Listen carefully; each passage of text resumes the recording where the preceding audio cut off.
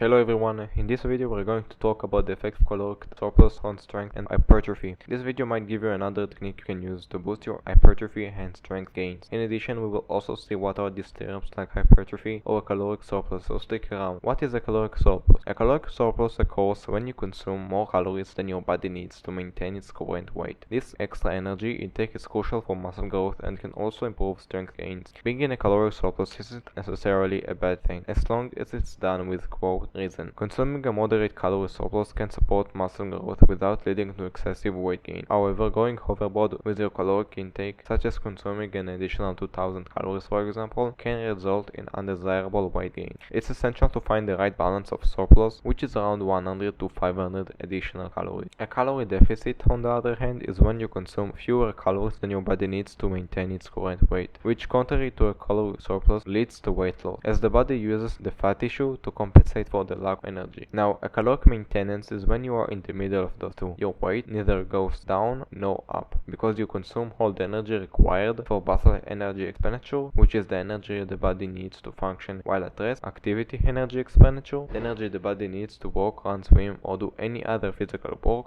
thermic effect of food, the energy the body needs to digest the food, transport it, and absorb it. The amount of energy required for each of these categories can change depending on different factors, which we want to cover in this video. We will only talk about the activity energy expenditure. So for example, if we will do more physical work, this number will increase, and the same goes for the energy required to recover from this physical work. That's why when we have small tears in the muscle fibers after a workout, the body will need more energy or calories to recover. That's where the being in a calorie surplus while training came from. But this also brings more questions like, does the energy really has to be calories we consume, or can it be energy the body converts from fat tissue? And how much calorie surplus do we need to be if it's the former? The thing coaches tell us about being in a caloric surplus while training to further increase the hypertrophy or muscle growth and strength isn't a myth. In fact, the study review we will see in just a bit also accepts the benefits of caloric surplus when working out. When we are in a caloric maintenance and working out, the muscle fiber tears will recover, but the body won't prioritize recovering more than its functioning when having little energy. Examples of functions like this are temperature regulation, digestion, and more, so the muscle recovery will take longer.